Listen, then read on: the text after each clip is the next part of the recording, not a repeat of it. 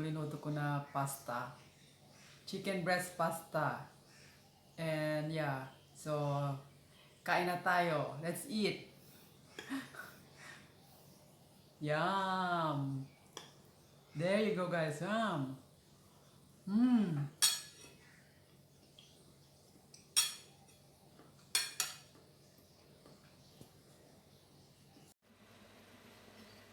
Hello guys, how are you? How are you doing today guys? So this is Angie. Yes, I'm doing good. And I'm here again to show you in this video my another recipe guys. And yeah, I think this is a Cajun chicken pasta, but I think it's not really that one. It's a chicken breast pasta. It's my version guys, and just wanna to share with you guys also. So just show you all my ingredients here. Here are my ingredients. Asparagus, minced garlic, cherry tomatoes, onions, slices, cheese, butter, and marinated chicken breast. Is a half big, large. And pasta is a large shells. And some salt here so that we not stick together. So I need to cover first. We need to boil the pasta. We add later on after when the water is boiling. There you go. Put in already and boiling the pasta, so we just need to wait. I just continue to cutting my vegetable, the asparagus guys. So just cut into thin slices so that easy to cook. So we do next steps guys. I need to pan fry this one first, the chicken breast.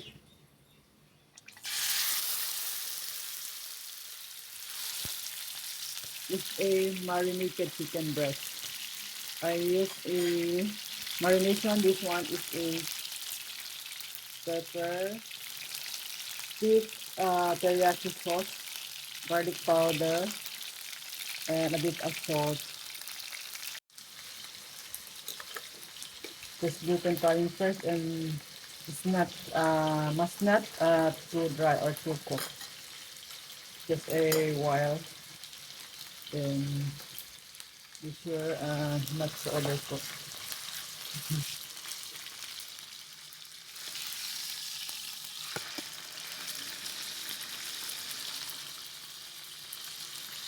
This is my lunch, guys.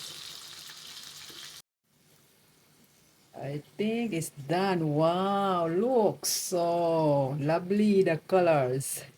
So we need to leave it there first and do the proper way to cook the chicken breast pasta, guys. So okay guys, so we're gonna start to cook now, the proper cooking guys. But I need to blend first the asparagus, this one guys. Just a few seconds because I don't want the smell so strong from the inside the food.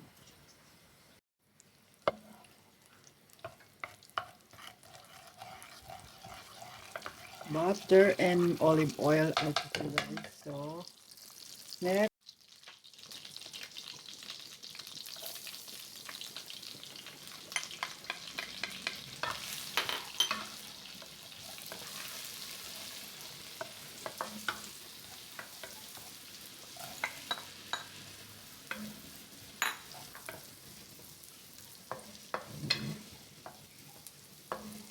wow, mabango guys. Ooh,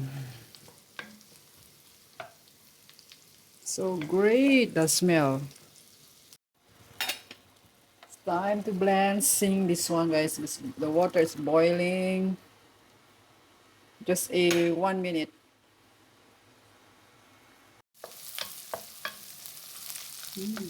Okay na siya.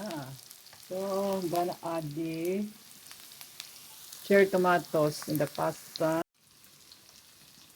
So this is the asparagus blends, guys. So I add now. So it is my recipe is very fast because the rest is cooked already in the large shells pasta.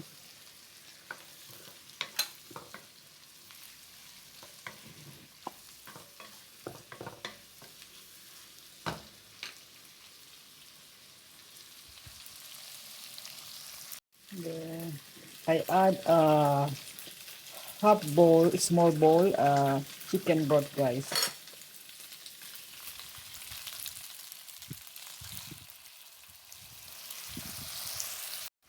We add the spices. I have cayenne. And we add thyme.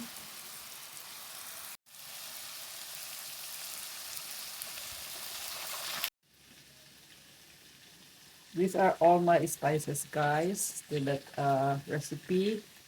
And time to add the cheese.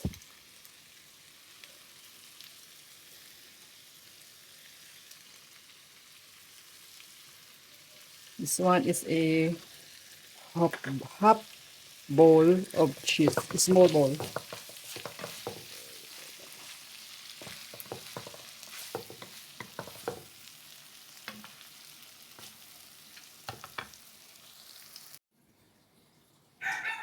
So there you go, guys. This is my chicken breast pasta on the stove. Cook on the stove. So I just write down on the description box below my recipe, guys, the full recipe. So itry natin yung linuto natin na pasta, chicken breast pasta. Look, guys, there you go.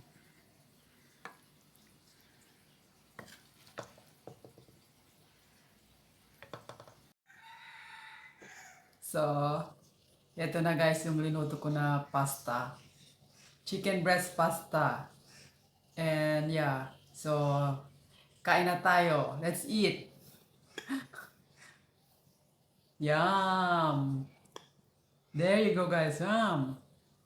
Mmm.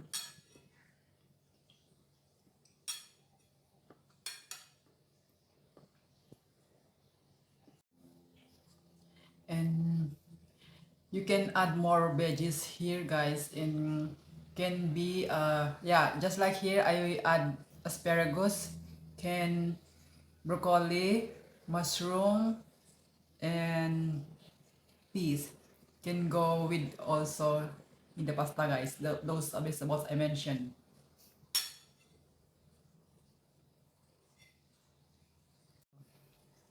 So really nice, guys, creamy, spicy, and I use the cooking cream here, cooking cream, really nice, guys. And the cheese I use is mixed mozzarella and cheddar. I never use the parmesan cheese, guys. And so yeah, hope you like my video today, guys, or my recipe to share with you today. So just check under the description box below the full recipe if you wanna try to do this or to follow my recipe, guys, my own version to make this chicken breast pasta. And yeah, so I end my video here, and please give thumbs up and comments down below, and please subscribe. And if ever you subscribe, guys, please don't forget to click the notification bell and all, so that when I upload new videos you will be notified to watch the video, guys.